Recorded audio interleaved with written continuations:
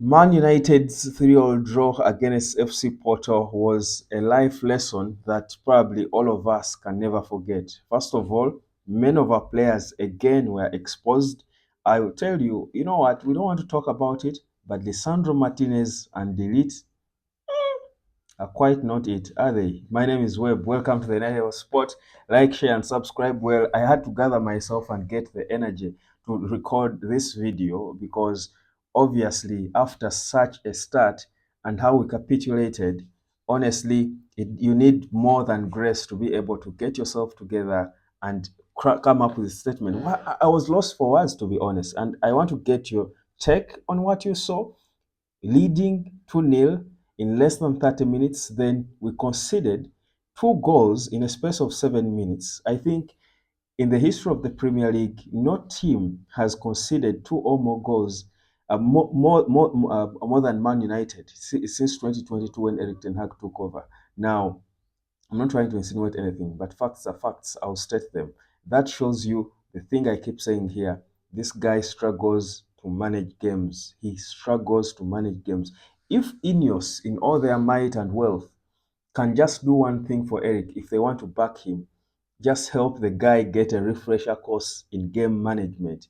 Because even when he starts well, sometimes he struggles.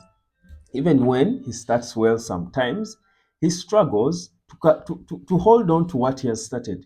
And you see in the Premier League, in at this level in Europe, at this biggest level in football, you've got to be so sharp in terms of how you react to different situations in the game.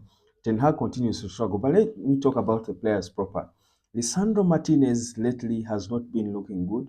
Lisandro Martinez has been wobbly, if you ask me. He has been shaky. He has not been firm, good as he is, by the way. And I'm not saying he has been our worst player, but his levels are not quite there. And we've just not been talking about it. We've been focused so much on Bruno, who we know, we know probably he's tired. But Martinez is a shadow of his old self. Delete is so prone to making silly errors. He's not firm. It's like he has struggled. He had looked like he had you know fitted into the Premier League before, but then it looks like it's all dismantling down so badly for him, and it looks like he has lost that confidence of a centre back who should be dictating play and possession from the back, and it's honestly looking scary. It's looking ugly. It's looking bad. It's not good at all for Manchester United. You think about again the performances of our midfield, and it goes back. Casemiro had a good game, by the way.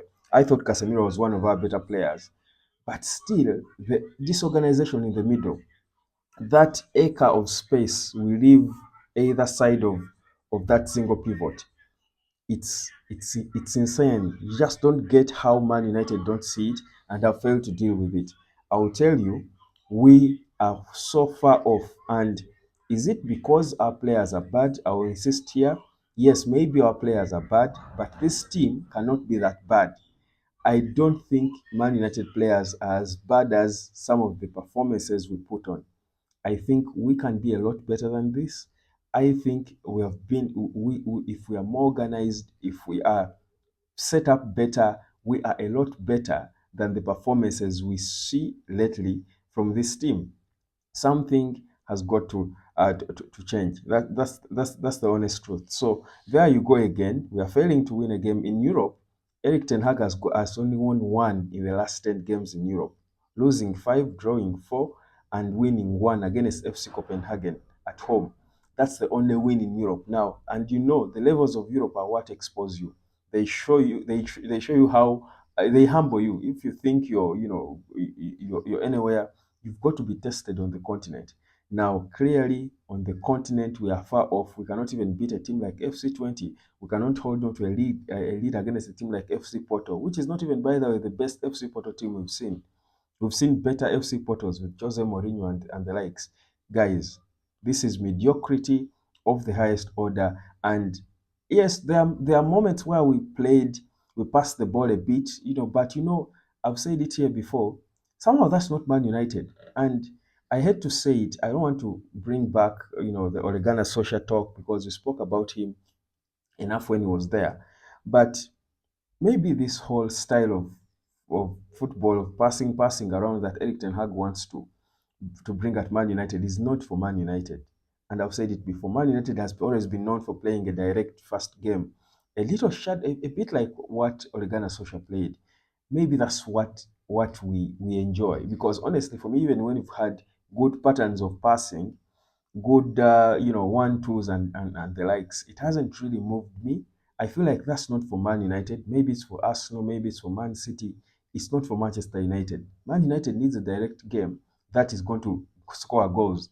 Well, we had about 27 goal attempts, couldn't bury enough or more than FC Porto. I mean, it's sad. It's a pain. And then you look at the players who are looking sharp a few weeks ago, and they are all probably beginning to look stale now. That you think they will probably need new motivation. Is that new motivation going to come from Eric? I don't know. Talk about the red card yet again. Bruno Fernandes still getting, as captain, getting a silly red card in a second consecutive game. Of course, I don't know whether they will still go ahead now and appeal this. I'm not sure they will get anything, even if they did. But again, goes back to the mentality of these players. Where are their heads? Are they playing in their heads now? I saw Andrew Nana when he was conceding goal after goal, and he couldn't get it. His facial expression was of an unashamed, confused person. I think they were in utter shock. They didn't believe it, and FC Porto were just growing in confidence. And of course, thanks to Harry Maguire, who comes off the bench and heads an equalizer. Man United, for me, in my books, that was a game lost. In my books, because you don't lose 2-0 to FC Porto, struggle until you save your life in the last minute, and you celebrate that as a draw. For me, that was a game lost, honestly, in my eyes. But that's where we are. So we are back now to the Premier League, taking on Aston Villa. You saw how Aston Villa, brushed aside Bayern Munich.